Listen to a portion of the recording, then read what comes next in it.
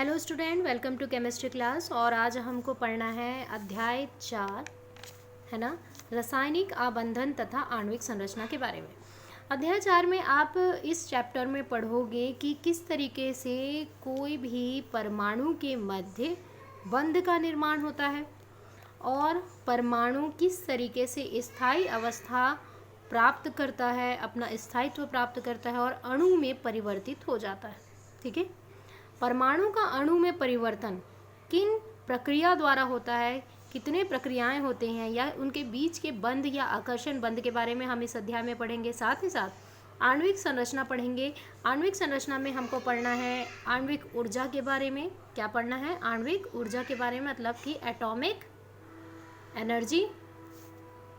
Atomic energy के बारे में पढ़ोगे। उसके बाद आप पढ़ोगे हाइब्रिडाइजेशन। हाइब्रिडाइजेशन मतलब कि संकरण, संकरण की प्रक्रिया। संकरण क्या होता है? ठीक है, तो इस अध्याय में सबसे इम्पोर्टेंट टॉपिक है आपका आणविक मतलब कि एटॉमिक एनर्जी लेवल, मतलब कि ऊर्जा आरेख। और ये आपके 5 नंबर के प्रश्न पूछे जाते हैं इससे।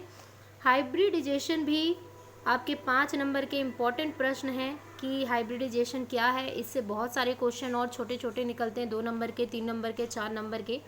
और जो बेसिक 1 नंबर या 2 नंबर के समझने वाले प्रश्न हैं इस अध्याय में, जो आप पहले अध्याय में भी पढ़ चुके हो, दूसरे अध्याय में भी पढ़ चुके हो, वही चीज़ रिपीट हो रहा है।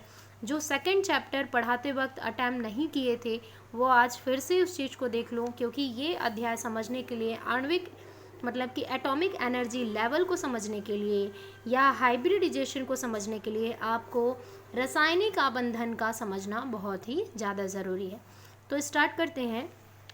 अगर देखें तो सामान्य अवस्था में अक्रिय गैस, अक्रिय गैस का मतलब क्या है? आवर्त सारणी के अध्याय को सभी ने अच्छे से पढ़ा होगा मेरे ख्याल से, और जो पुराने वीडियो को नहीं देख पाए होंगे उन्हीं को समझ में नहीं आएगा। इसीलिए इस वीडियो को देखने से पहले आप पुराने वीडियो को ज़रूर देखें, क्योंकि केमिस्ट्री का हर एक अध्याय, है ना, हर एक अध्याय एक दूसरे से जुड़ा हुआ होता है।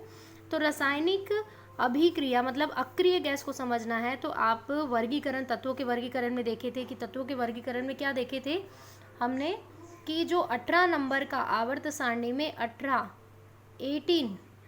नंबर के जो आवर्त हैं उनके जितने भी तत्व हैं वह अक्रिय होते हैं। अक्रिय का मतलब होता है वह क्रिया नहीं करते, मतलब वह बंध नहीं बनाते। अलग ही घमंड है उनको, है ना, एटीट्यूड है कि उनको किसी का साथ नहीं चाहिए, वो अकेला रहना पसंद करते। तो अक्रिय क्यों होते हैं? क्योंकि आपने आवर्त सारणी वाले अध्याय में भी पढ़ा है, दूसरे अध्याय में भी पढ़ा है कि क्योंकि इनके अष्टक पूर्ण होते हैं। क्या होते हैं? अष्टक पूर्ण होते हैं। और ये अष्टक का नियम किसने दिया था? लुईस ने दिया था। ठीक है, तो लुईस बोर था, वो अष्टक नियम दिया था। उन्होंने ये बताया था कि कोई भी परमाणु है, कोई भी परमाणु अपने स्थायी प्राप्त करने के लिए, अपना स्थायित्व प्राप्त करने के लिए अपने अंतिम कक्ष में, है ना, जैसे ये कोई परमाणु है, उसके अंतिम कक्ष ये दिखाई दे रही है, चलो ये बना दी एक और कक्ष मैंने, तो अंतिम कक्ष हो गया ये। इस अंतिम कक्ष में 8 इलेक्ट्रॉनों को रखना अनिवार्य है। अगर ये परमाणु अपने अंतिम कक्ष में 8 इलेक्ट्रॉनों को रख लेता है तो वो स्थायी प्राप्त कर चुका है और वह फिर क्रिया नहीं करेगा। तो हर एक परमाणु क्या करते हैं?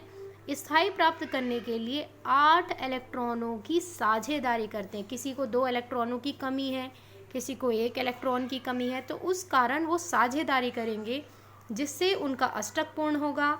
और अष्टक पूर्ण होने से वो क्या करेंगे? रासायनिक आबंधन का निर्माण करेंगे। लेकिन अक्रिय गैस के अष्टक पहले से ही पूर्ण होते हैं तो वो रासायनिक बंध नहीं बनाते हैं। याद रखना, अक्रिय गैस जो नोबेल गैसेस होते हैं वो कहीं पर भी बंध नहीं बनाते, क्योंकि उनको अलग घमंड इसलिए होता है क्योंकि उनके अष्टक पूर्ण होते हैं। उनके अंतिम कक्ष में 8 इलेक्ट्रॉन रहते हैं। क्लियर हो रहा है ये कॉन्सेप्ट?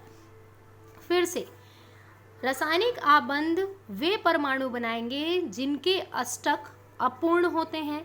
अक्रिय गैस के अष्टक पूर्ण होने के कारण वह कभी भी रासायनिक आबंधन का निर्माण नहीं करते हैं।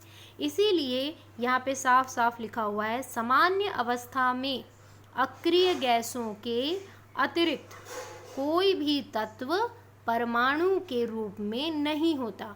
अब जाहिर सी बात है, आवर्त में जो 18 नंबर के तत्व हैं, उनके 18 नंबर के जितने भी तत्व हैं, जैसे कि आपका नियॉन है ना, ज़ेनॉन, ये सारे जो तत्व हैं वो अक्रिय गैस हैं और वो परमाणु अवस्था में रहेंगे। क्यों? क्योंकि वो बंध बनाएंगे ही नहीं, क्योंकि वो स्थायी हैं, उनके 8 इलेक्ट्रॉन अंतिम कक्ष में हैं, तो वो बंध नहीं बनाएंगे तो अणु में परिवर्तित नहीं होंगे। क्लियर हो रहा है? इसीलिए यहाँ पे लिखा हुआ है, सामान्य अवस्था में जो अक्रिय गैस होते हैं उन, है ना, अक्रिय गैस, अक्रिय